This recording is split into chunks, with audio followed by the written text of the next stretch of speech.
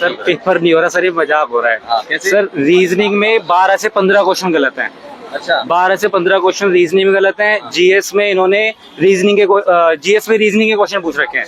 GS में maths पूछ रखा है और रीजनिंग में मैथ्स पूछ रखा है और क्वेश्चन पूछ रखा है जीएस में इलेक्ट्रिसिटी कॉन्सेप्ट का।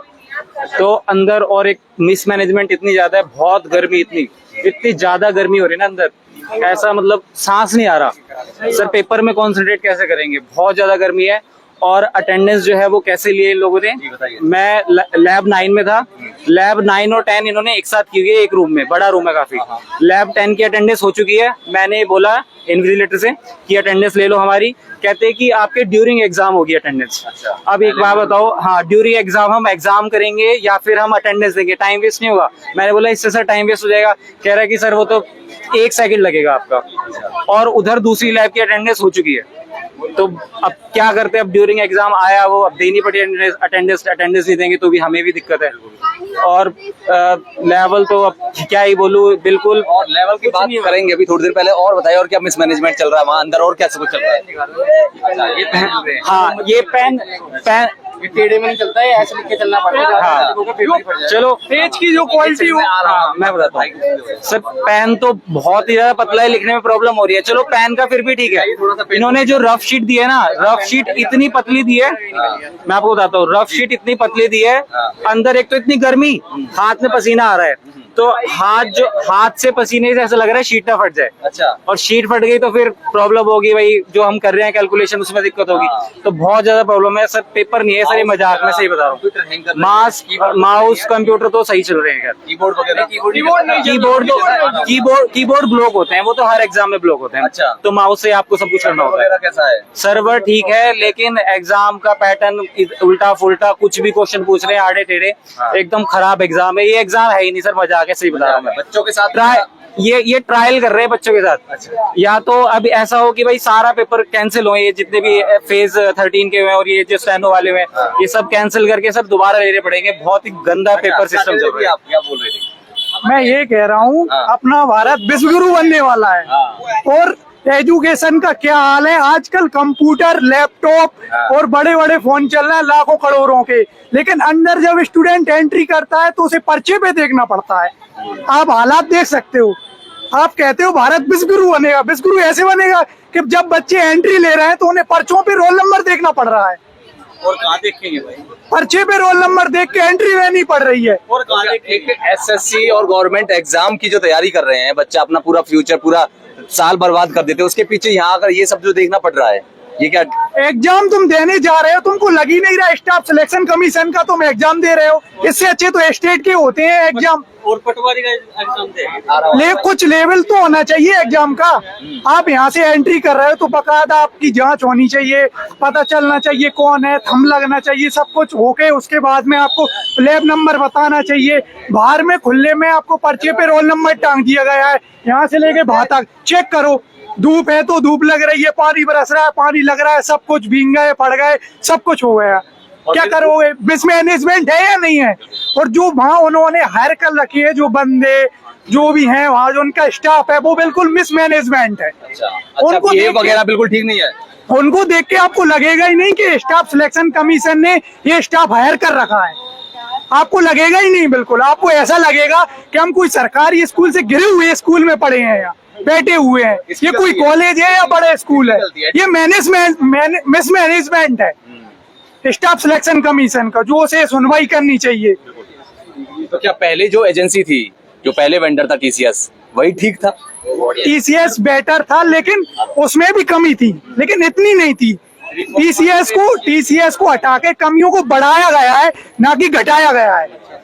स्टूडेंटों का कहना था जब टीसीएस थी तो उसमें रिफॉर्म करके कुछ चीजें सुधारी जाएं। उन्हें सुधारने की वजह उन्हें दुगना और तिगना और जितना बढ़ा सकते थे उतना बढ़ा दिया गया है, घटाया नहीं गया है। जो एसएससी का खराब फेज था उस टाइम, वो और भी ज्यादा खराब कर दिया, वॉश कर दिया। बिल्कुल खराब कह ही नहीं सकते आप, खराब से बुरी स्थिति है। अच्छा, हाँ भैया क्या कह रहे हैं? अरे मैडम का मुझे कुछ कहना है गवर्नमेंट से, अगर उनको ऐसे ही पेपर बनवाने हैं तो चैट जीपीटी वगैरह चल रही है, डीपसीक, उनसे बोलो क्वेश्चन कुछ भी उनको दे दो, कुछ भी वो बना देंगे, एआई से क्वेश्चन बना के आप पेपर वैसे बना दो। ये जो थर्ड पार्टी को आपने इतना पैसा दे रहे हो कि वो सारे अलग अलग प्लेटफॉर्म में एग्जाम्स कराएंगे, फिर टेस्ट सब चीजें करेंगे, मैनेज करेंगे, ये पैसे फालतू का वेस्ट कर रही है गवर्नमेंट। इससे अच्छा एआई से बनवा दे सब कुछ।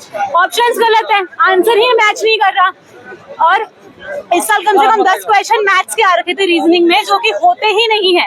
या तो आप पहले इंस्ट्रक्शंस में दे दो कि मैथ्स देने वाले हैं, और वो दिए नहीं है। और जीके का पैटर्न भी काफी चेंज कर दिया है। तो इससे अच्छा ये थर्ड पार्टी को कुछ मत दो, सब कुछ यही से करवा लो, बस यही कहना मुझे गवर्नमेंट से। और क्या ये जो एजुकेटी के द्वारा जो कुछ किया जा रहा है बच्चों के साथ, उनके फ्यूचर के साथ खिलवाड़ बहुत गलत है। पिछले 5 सालों को अगर मैं पेपर्स लूं तो वो एक पैटर्न फॉलो कर रही थी, चाहे वो हार्ड हो या कम हो, कोई बात नहीं। आपको हार्ड करना है लेवल, आप कर दो। लेकिन इस तरीके से एआई से जनरेटेड जहाँ पे ऑप्शन ही नहीं है, क्वेश्चन समझ ही नहीं आ रहा करना क्या है क्वेश्चन में, वो गलत। आ जाइए। हाँ, क्या करें आप बताइए, आप कुछ कह रहे भाई कुछ ना कहूँ मैं हाँ जी बताइए, जी बताइए। सब पैटर्न अच्छा था, लेकिन उसमें दिक्कत थी। सबसे पहले रीजनिंग का ऑप्शन रखा गया था, जो कि जनरल स्टडीज सबसे पहले होनी चाहिए। इसको छोड़ दीजिए, अब बोलिए। और कुछ क्वेश्चन ऐसे भी थे जिसमें गलत भी थे, जिसको सॉल्व करने में बहुत दिक्कत हुई। मिस्टेक थी सवालों में, मिस्टेक थी। हाँ जी भैया बताइए। भाई ये कह रहे थे ना कि हम पेपर ले लेंगे सीजीएल का, तो ये तो भूल जाओ। अच्छा, क्योंकि इनका एजुकेटी के ना तो इतनी स्ट्रेंथ है इनके पास, मतलब जो बंदे इन्विजिलेटर हैं वही सब कुछ, मतलब बायोमेट्रिक भी वही करेंगे, सब कुछ वही कर रहे हैं। ना पेपर है ना पेन है, वो पेन ऐसा चल रहा है नहीं चल रहा उसको कुछ नहीं पता, मतलब खराब, मतलब टोटली खराब। अच्छा, कहीं एसी चल रहा है किसी रूम में, किसी में नहीं चल रहा, ठीक है।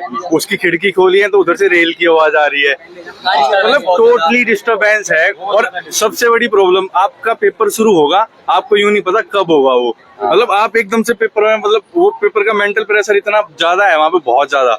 और ना कोई सपोर्ट है इसमें, ना कुछ भी है। क्या ये एजुकेटी यहाँ पर जो बच्चों के साथ वो कर रहा है, एक्सपेरिमेंट कर रहा है? और दूसरी चीज ये भी है, जब इसके पास में इंफ्रास्ट्रक्चर नहीं था, इसके पास में व्यवस्था नहीं थी, तो पेपर को आगे पोस्टपोन कर दिए होते, तब अपने पास सारी चीजें हो जाती, तब कर लिए होते। एडुकेटी कभी भी, एक तो उसकी स्ट्रेंथ ही नहीं है। आप ये मान के चलो कि स्टाफ ही नहीं है उनके पास यार, जब स्टाफ ही नहीं होगा तो कैसे। अभी स्टेनो का कितना बच्चा है, 3 लाख 3.5 लाख पेपर दिया। आप यकीन मानो कि मतलब कुछ भी ऐसे प्रॉपर वे में हो ही नहीं रहा है कि बंदा अपना पेपर अच्छे से दे सके। आप वहां जाके बैठोगे, कोई आएगा, आ गया तो ठीक है, नहीं तो आपकी बायोमेट्रिक होगी।